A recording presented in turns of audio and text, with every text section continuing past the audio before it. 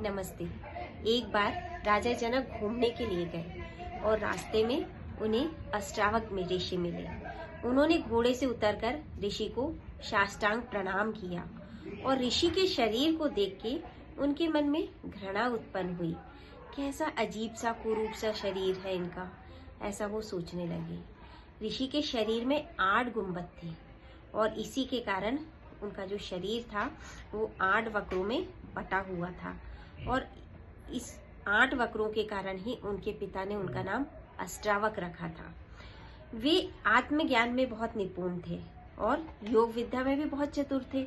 एक दिन उन्होंने अपने विद्या के बल पे राजा के चित्त को जान लिया कि ये राजा के मन में मेरे शरीर को देख के घृणा उत्पन्न हो रही है। तब उन्होंने राजा को एक उत्तम अधिकारी जानकर कहा, हे राजन, जैसे मंदिर टेढ़ा होने से आकाश टेढ़ा नहीं होता और मंदिर के गोल किया जो लंबा सा गुंबद होता उससे आकाश गोल नहीं हो जाता, इसी प्रकार से शरीर का आत्मा से कोई संबंध नहीं है। आत्मा निर्वय है और शरीर शावय है। आत्मा नित्य है और शरीर अनित्य है।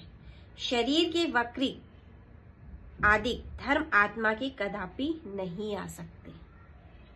अतः राजन, ज्ञानवान को आत्मदृष्टि रहती है और अज्ञानी को चर्म दृष्टि होती है। जो आत्मज्ञानी होता है वो आत्म से देखता है, आत्मा की चक्षुओं से देखता है, और जो चर्म ज्ञानी होता है वो केवल शारीरिक सुंदरता को, शारीरिक दृष्टि को देखता है।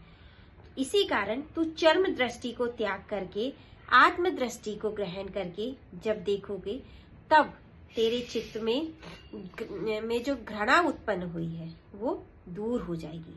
हे राजन, चर्म दृष्टि से अज्ञानी देखते हैं, ज्ञानवान नहीं देखते।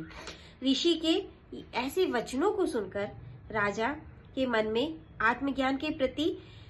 आत्मज्ञान को प्राप्त करने के लिए अत्यंत जिज्ञासा उत्पन्न हो गई।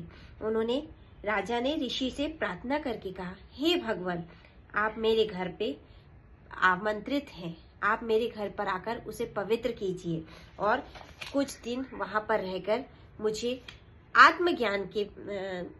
आत्मज्ञान दीजिए ताकि मैं इस चर्म दृष्टि से ऊपर उठकर आत्मज्ञान को प्राप्त कर सकूं। इसी के बाद से ऋषि अष्टावक्र जब उनके घर गए तो वहां से उन्होंने आत्मज्ञान के लिए राजा जनक को ज्ञान दिया। उसको अपन नेक्स्ट सीरीज में देखेंगे। जय श्री कृष्ण। राधे राधे।